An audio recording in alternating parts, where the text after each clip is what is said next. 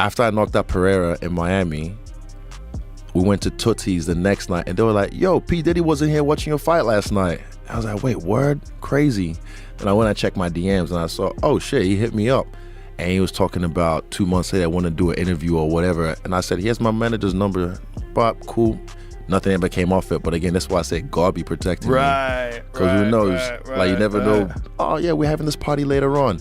Yeah, that's cool. All right, cool. And then they start to, like, you know, you find some chick, you pull on you, and then boom. Oh, how was that 15-year-old? Wait, what? Right. And you're filmed. Yeah. I heard about that. Yeah. He had, apparently, allegedly, cameras all over the house, and 1,000 bottles of baby oil. Yeah. What? Nobody's that ashy, bro. 1,000. Also, by the way, that's shit lube. Coconut oil is better. Fucking water-based lubricant. Yeah. But baby oil is acidic as fuck. Johnson & Johnson's. Like, that's demonic, bro. Like, why would you use baby oil? Even if you're fucking dudes. Nah. You probably started out with it. That's all the bottles. Nah, that's AI. That's gotta be AI. That's gotta be AI. I don't know if it's AI. I think that's real. You know, I've had conversations with people about it, and it's like, Jesus, like just trying to get the documents, like when they're trying to get the Epstein files, like the state of New York, one of the district attorneys was hiding documents that have forced them to get documents. I think there's so many fucking powerful people that are on those lists. There's so many powerful people that went and partied. Air quotes, partied. And how many of them went to the Diddy parties? Have you been paying attention to the trial? Oh yeah. Trials. Wild. Why don't they air it the same way they aired the the coverage that Johnny Depp got? I know. Why don't they? I don't know. They should. The ratings would be amazing. Unreal. Yeah. Like, what are you doing?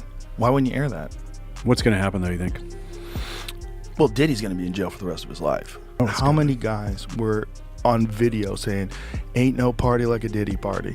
How many people like openly talked about being there? LeBron? Yeah, how Ashton Kutcher, all these people. Like, you guys all went. You didn't see nothing? You didn't see nothing? Yeah.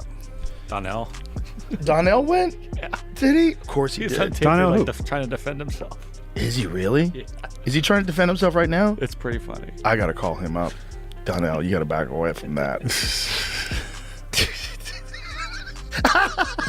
Now, if that's not an intelligence agency operation, it's just one fucking evil super genius who figures out how to compromise everybody by providing this crazy freak off party. Everybody's got to put their phones away. Okay, we're going to put our phone away. No one's going to know anything. Yeah, I mean, he's going to get cameras everywhere. It's just one guy doing that. What a diabolical human being. Yeah. He seems pretty diabolical. He's probably working with somebody or for somebody. Maybe. And maybe he just got too far out there. Some of the shit that came out in the trial, though, like he's forcing his girlfriend to have sex with prostitutes while he was sitting there jacking off with a bandana on. She'd rub the jizz on his nipples. Like, what are we even talking about? Did you ever have the opportunity where you got invited and you said no to it? Hell yeah. What was the consequences when you said no? Puffy invited me for weeks, asking me to come and teach him how to, wanted me to be his acting coach for a while. Go there and he's sitting around just looking. I'm like, okay, what's the material you want to work on? He's just looking at me. Then next thing you know, okay, hey, will you help me? I want to hear your music. So I come over there and I play the music, and he's sitting there just looking at me, like waiting. Okay. So then my assistant was like, he wants to hang out with you next week. And I was like, for what? He's like, I think he's trying to fuck you. That's what my assistant said. And I was like, oh, okay. Now I get it. So now no more communication. Sean Diddy Combs' lawyer claims he might not have been mentally capable of crimes due to drug use. Folks, can I please do me a favor, read this with me. Can you do me a favor, Rob? Put this up there because, again, sometimes, forgive me because English is my fifth language. Armenian is my mother language. Assyrian is my father's language. Yes. Farsi because I lived in Iran for almost 11 years. German because I lived in Germany for a year and a half. Then it's English, fifth language. I took EFL, not ESL. Let me read this to you one more time, okay? Ready? Please, hang tight. Somewhere Kim is Sean Diddy Combs' lawyers claim he might not have been mentally capable of crimes due to drug use. unbelievably believable, if that makes any sense. Like everybody in the hip hop world and everybody knew exactly what Diddy was. It's always like everybody knows, but nobody says anything. Diddy's lawyers, I think, said it was like that. These are just trumped up charges, not trumped up. I don't think they said that, but like bullshit charges. Dude, when Homeland Security invade your house, You got problems. with dudes with fucking guns and body armor. Someone said that they weren't there to take stuff; they were there to delete everything. Like the real people that were in there, you know. Oh, like that's the same funny. thing with Epstein. Oh, that's funny. Yeah. That's fun. Of course. There's layers upon layers. When you get into these fucking conspiracy theories, man, they never end. 2013, the Leon Tequila co-ownership, Diddy and Diageo jointly acquired the Leon Tequila, making it a deeper investment relationship. May of 2023, Diddy sues Diageo. Diddy filed a lawsuit accusing Diageo of neglecting the De Leon brand, racial discrimination, claiming they marketed it as an urban product and failed to treat him as a true business partner. Then in January 2024, they settled out of court. Diageo and Diego settled the dispute out of court. While details still remain sealed, the settlement marked the end of their business relationship. So this is from 2007 till 2024, 17 years. Could they have protected him? I don't know. Their CEO currently today is Deborah Ann Crew. She was a former intelligence officer in the military, once intelligence officer, forever you're an intelligence officer. So I don't know what's gonna happen. Here's what I could tell you. If it goes with the pattern that we've seen with Ghislaine, with Epstein, with Diddy, either Diddy's gonna commit suicide, either he's going to be hiding somewhere that we won't hear about for many, many years, or he's gonna be O.J. Simpson and he'll be released and said, I told you I was as innocent. Who knows what happened? We don't know the relationship. We're not gonna make any accusations. All we know is, could this have been a protection where they were at the parties and they knew things that were taking place and are like, wait, what do you wanna do to us? No problem. Boom, drop the bomb. I don't know. All I'm saying is the timing is kind of strange. Maybe even they wanted to kind of be like, look, we know what's about to be dropped on this guy. We want to have nothing to do with you. We're out. Here's some money. You stay quiet. We'll pay you, but we want to get out of here. Man, I was watching the fall of Diddy, and that man said that, he said, we coming to bring all the equipment in the bathroom. I'd have been like, what? Yeah. I was like, man, don't y'all take that xylophone in that bathroom? Well, why? Hold on, Diddy. Why are we coming in the bathroom to make beats? Like I'm confused. Yeah, we both. It's like when I saw the man talking about he came to, they doing the being a whirl or did or whatever, and he came down with a robe on, open with no clothes on.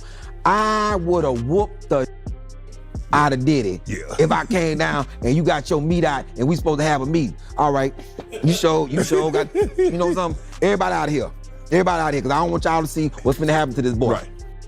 Isn't it weird that the government was so interested in Diddy's baby oil that they took 1,000 bottles away from his house? If the government took 1,000 bottles of baby oil and somebody had things what appeared to be baby oil, and then you have to listen to the prosecutor. He said that they seized 1,000 bottles what allegedly to be baby oil. Allegedly to be baby oil. Sean Diddy Combs, he's one of the most charismatic individuals you'll ever meet. But there's another side to him. It's a very, very dark side. And I had to experience that for 2 years. And I'm hoping that no one else moving forward has to experience what I've experienced. What does justice look like? Jail time. Everyone has their day. And he has to pay for that. I've been to every Puff party. I've been to every white party since 2009. I've been to every party, and You go in the right room, not the wrong room. I don't think there's rooms, Chad. I'm gonna be honest. Now look, I'm gonna be very, very transparent on this show. If these freak-offs are happening, it's on a completely different day than the actual Puff parties. Day, okay. It's not that day, because every time I was there, Puff was there the whole time. You know, he got the Ciroc, he's on the DJ booth. he's the host of the party. I done been to the party, the after party, the after party. I never seen none of that stuff. Right. But that's not to say that it does not happen or invalidate people that, but I do think it's a different day that I'm just not invited to. I don't know. One thing I do know about Puff is that he's an abuser. You know, he abused Cassie. We all saw the video. Right. It is not okay. And, but as far as the freak offs, I don't know about that. Did you have, when I say relationship, I don't mean intimate relationship, but did you have a relationship with Puff Daddy where you cool? Did you talk? Did you know him? Things like that? I would say that we didn't talk on the phone and we didn't hang out, but I was always invited to the party. Okay. And that's the extent of our friendship. Okay. Now, I've had to turn down $50 million 4 times. 4 times. Just to protect my integrity and that virgin hole I was telling you about.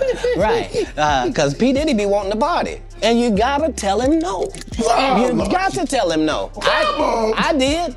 I did. See, I got the receipts for everything I'm telling you. That's why I can say them so freely. Kid, I need to know. You here, get your number. Thank you, sir. Thank you.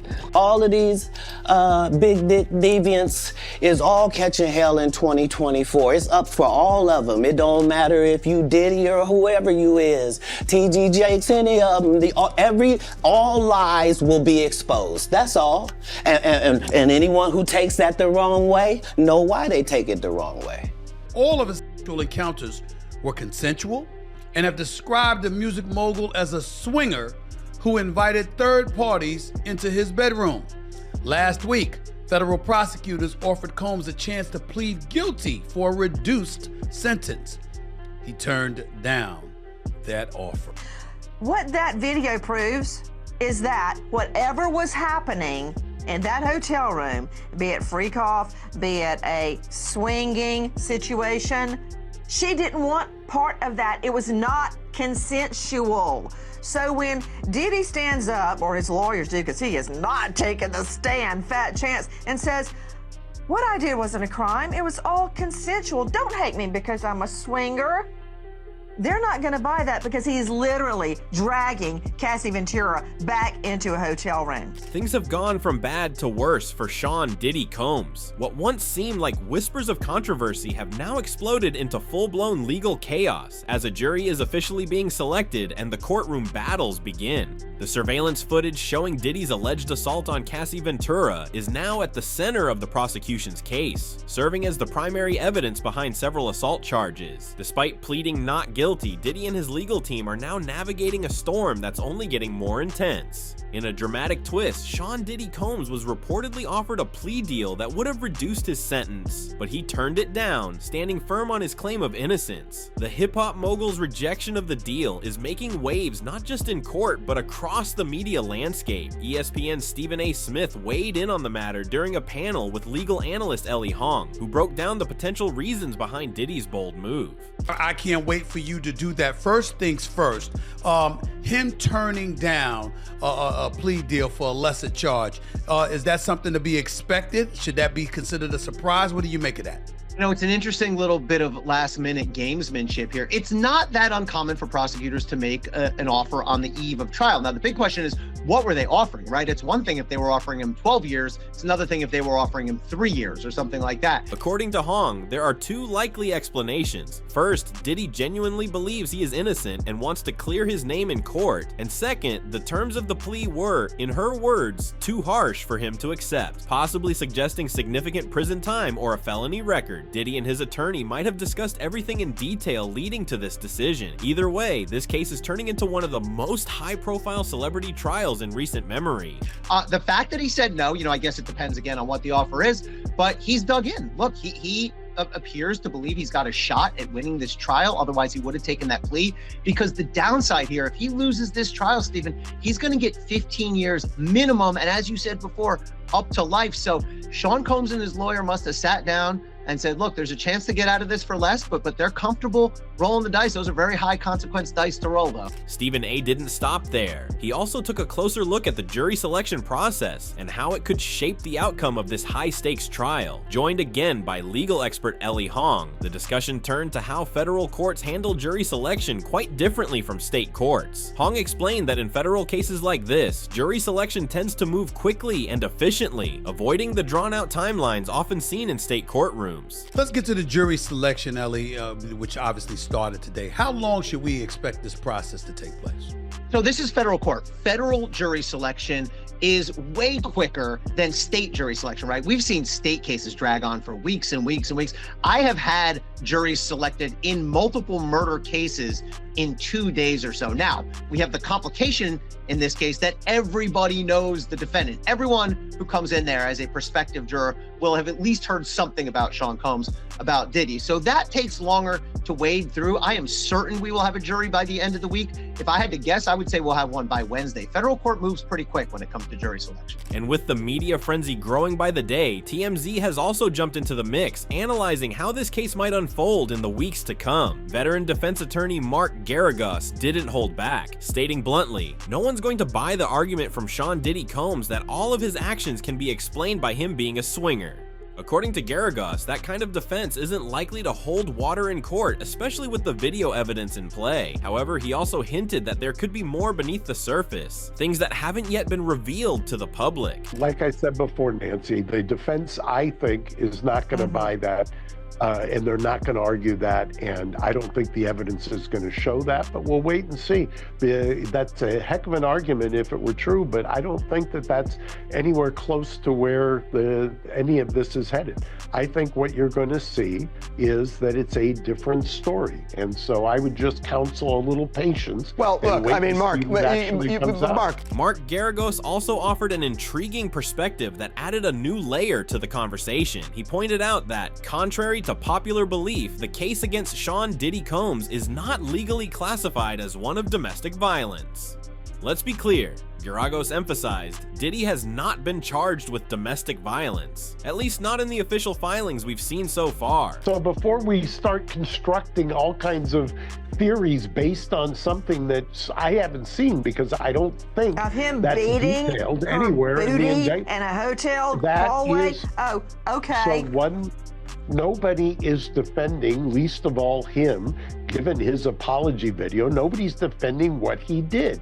However, it's the context of it. Is he guilty of domestic violence? Sure looks like it to me, and he copped to it. You got the tape, you got his thing. Domestic violence is not what he's charged with. This distinction, he argued, could prove critical as the case develops. While public opinion has overwhelmingly turned against Diddy and few are stepping up to defend him, Garagos noted that the absence of a domestic violence charge might cause the prosecution's case to slightly skid or even backtrack. On the other hand, legal analyst and former prosecutor Ebony K. Williams offered a critical perspective on an earlier defense strategy that framed Diddy as a target due to his success as a black artist. She pointed out that while this type of argument might gain traction in the public sphere, it holds little weight in a federal courtroom. According to Williams, Diddy's legal team has since backed away from this narrative, likely realizing that the court is more focused on hard evidence than cultural commentary. When you think about black men and kind of the profile and persona in which they are portrayed, even in mass media, themes of violence, propensity for sexual violence specifically, things of this nature come into play. We know at one time, Sean Combs' defense team was prepared to argue a kind of Mann Act style, this is a targeting of my client because he's a successful, wealthy, celebrity black man in America doing well, and we know that we must take them down, the man of it all. I do believe I'm hearing that they are sidelining that argument. Personally, I'm really glad they did. I don't think it's an accident. Ebony K. Williams also highlighted another key reason why the framing argument was unlikely to hold in court. Cassie Ventura herself is a woman of color, given her black and Latina heritage and the broader historical context of black women often being overlooked or marginalized in cases involving abuse. The defense's narrative risked falling flat or even backfiring. Williams noted that this dynamic could actually strengthen the prosecution's position and make the court less sympathetic to the idea that Diddy was being unfairly targeted. I don't think it would be necessary to make that argument, but I don't think you have to make the argument in court with rhetoric, right? I think the subtext of the fact that you're not going to see Sean Combs and not see a black man in America, his affect on black culture and black community, and the fact that we don't know the idea of the demographic rather of the rest of the victims, but certainly we know that Cassie Ventura is a woman of color. She is a woman who self-identifies of some level of black descent, and so all of these dynamics, the relationship between black men and black women, the history of black women not being believed when we assert ourselves as victims of violent crime, a la Meg Thee Stallion most recently. All of these themes are going to come up, Harvey. TMZ's Charles Latibaudiere also weighed in on the jury selection process, emphasizing just how crucial it could be to the outcome of the case. He pointed out that both the prosecution and the defense will be doing everything they can to shape the panel of 18 jurors in their favor, seeking individuals they believe will be more likely to sympathize with their arguments. According to Charles, the dynamics, backgrounds, and perspectives of these jurors could significantly sway the direction of the trial. 45 people in the pool. This is going to be the difficult part for both prosecutors and the defense. We have said it all along that jury selection is going to be absolutely crucial in this case. And basically the reason that the court is going to be dark on Thursday is that both sides need time to figure out their strategy and figure out which of the 45 jurors in the pool that they want to keep on the jury, and they'll be using their preemptory challenges in order to remove people from the pool that, But given the high profile and notorious nature of the case, it's becoming increasingly likely that other celebrities could be pulled into the spotlight. According to a report by Page 6, names like Michael B. Jordan, Kanye West, and Kid Cudi have already surfaced in connection with related legal proceedings. These names were reportedly mentioned on the first day of a separate sex trafficking trial in Manhattan, and legal observers suggest they may also come up during Diddy's case. Kanye West, Kid Cudi, Michael B. Jordan. These names and other celebrities came up at day one of Diddy's sex trafficking trial in Manhattan. Those names were on a list of possible people whose names might come up at some point during what's expected to be an action-packed 2-month trial. At the beginning of a trial like this, the jurors are given a chance to say if they have any sort of association or any sort of feeling about any of those people that would make them an impartial person or would make it so they couldn't judge fairly the case. The lengthy jury selection process has begun. Jesse Weber from the Law and Crime Network added another serious dimension to the unfolding legal saga, stating that this case won't be treated in isolation. According to Weber, all of the legal battles Sean Diddy Combs has faced or is currently facing are likely to influence the outcome of this trial. He emphasized that the cumulative weight of these cases could play a significant role in shaping the court's perception and sentencing. I think we can almost certainly say that it's Cassandra Ventura. We'll talk about that too.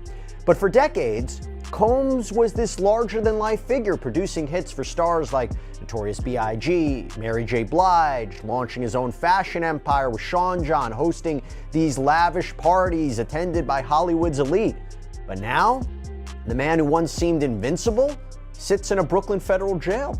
His jet black hair, now nearly all gray, dye isn't even allowed in detention as he faces charges of racketeering, trafficking, transportation, to engage in prostitution. Reflecting on the broader implications, Weber pointed out the dramatic fall from grace, noting how no one would have imagined that a once celebrated music and fashion mogul could be facing the very real possibility of spending the rest of his life behind bars. The stakes, he suggested, are not just about this one case. They're about the entire arc of Diddy's legal history and public downfall. Federal prosecutors are alleging that Combs ran a criminal enterprise where employees, like perhaps security guards or assistants, even higher-ranking staff, helped facilitate and cover up sex trafficking. The accusations are incredibly chilling that women say that Combs controlled them through violence, drugs, financial manipulation. Prosecutors describe freak-offs as these drug-fueled marathons that lasted for days, where Combs allegedly coerced participation. In one instance, he allegedly dangled a woman over a balcony. So this is a very, very high-stakes case with incredibly distressing allegations. Jesse Weber also provided insight into the very first hearing of the case, offering coverage that included a conversation with Elizabeth Milner, who was present in the courtroom during the preliminary proceedings before jury selection began. According to Milner, there were no explicit revelations about who would ultimately serve on the jury, as both the prosecution and defense were actively presenting their objections to certain potential jurors. So for the most part, we did get some type of jury updates, and that being that 2 were actually struck for cause, that being number 295 as well as number 146. As far as 295 goes, the jury department received an email in these last few hours, and they wanted to strike her for cause, or this person for cause, excuse me, because they expressed issues, about personal well-being. The defense pretty much has kind of summarized it that this prospective juror, non-prospective juror at this point, just didn't want to be on the case. Now, as far as number 146, let me clarify that, they had an actual open lawsuit with the city of New York. She noted that the court engaged in a thorough vetting process, with detailed questions directed at the jury pool regarding any pending lawsuits, prior legal entanglements, or professional conflicts, particularly concerning any current criminal or civil matters they might be involved in. Notably, one individual was dismissed from consideration after prosecutors raised concerns about a pending lawsuit tied to them. When we're talking about those sequestered questions that came out of Monday or in just the duration of this week during jury selection, some of these questions include, do you have any civil matters that are pending? Do you have any criminal matters that you have been or done with in the past? And according to what was said in court today, that this person didn't have yes on any of those types of answers. And so obviously after doing some digging, it was found that this person has a pending lawsuit with the city of New York. That person didn't disclose that when they were brought in for questioning this week. And so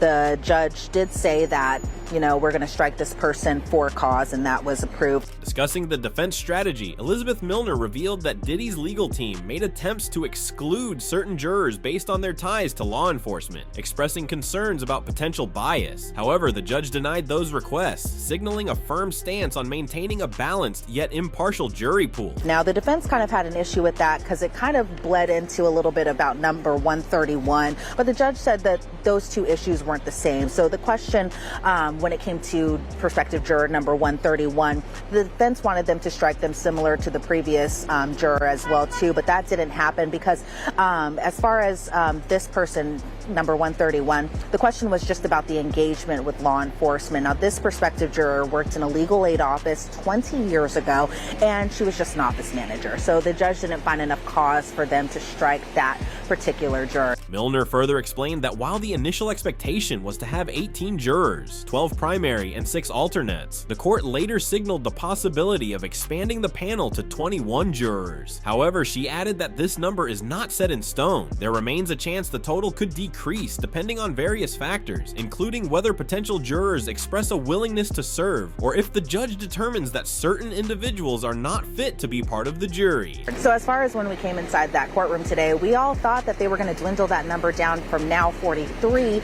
to what was supposed to be 18. So that's going to be 12 regular jurors and 6 alternates. But then the judge even mentioned possibly having 3 extra ones just in case through the weekend, because again, we were thinking that this was going to happen today on a Friday, that through the weekend, some of them might trickle down. Some of them might, come to the conclusion over the weekend that they may not serve or they may not want to serve on this jury. And so they ended up, being like, look, we can get this done on Monday. We can get this done relatively quickly on Monday. Now, the government objected about that. So now this case is officially in full motion. While it initially seemed to be one of the weaker cases filed against Sean Diddy Combs, brought forth by Cassie Ventura, it took a dramatic turn with the emergence of a crucial piece of evidence: CCTV footage from a hotel. The video, which was accepted by the court as central to the trial, has shifted the momentum entirely. In the footage, Diddy is reportedly seen striking Cassie and forcefully dragging her along the floor, images that are difficult to dismiss and have significantly strengthened the prosecution's position. New surveillance footage obtained exclusively by CNN appears to corroborate some of the allegations of abuse against music mogul Sean Diddy Combs. The video, captured on multiple cameras, shows Combs assaulting his then-girlfriend Cassie Ventura in a hallway at a Los Angeles hotel in March 2016. A lawsuit filed by Ventura in November last year and settled the next day referenced actions that seem to match those seen in this video. There is no audio. As the courtroom drama intensifies, things are undeniably tightening for Sean Diddy Combs. What began as a single allegation has now snowballed into a high-profile federal trial, with the surveillance footage acting as a turning point that transformed the narrative and fueled public outrage. The legal landscape surrounding Diddy is growing more complex with every passing day. Not only is he facing immense pressure from the prosecution, but the implications of past and ongoing investigations are also starting to converge. To add to the chaos, names like Michael B. Jordan, Kanye West, and Kid Cudi are being mentioned in legal circles, signaling that this trial may ripple far beyond Diddy himself. As jury selection moves forward and the court builds momentum, it's becoming clear that the music mogul's legacy and future hang in the balance. With federal scrutiny at an all-time high and media coverage relentless, the road ahead for Diddy looks increasingly uncertain. So, with the trial now in full swing, mounting evidence stacking against him, and even fellow celebrities being drawn into the narrative, what's next for Sean Diddy Combs? The surveillance footage has shaken public perception, the legal arguments are heating up, and the jury is being selected under intense scrutiny. But at the end of the day, the final verdict lies in the hands of that very jury. Will they see Diddy as a man wrongfully accused, or as someone finally facing the consequences of his actions? Can the defense do enough to shift the tide in his favor, or is the prosecution too far ahead? And perhaps the biggest question of all, do you think Diddy will walk free, or will he be declared an offender when this is all over? Drop your thoughts in the comments below, and don't forget to like this video, subscribe for more updates on this case, and hit that bell icon so you never miss a moment as the trial unfolds.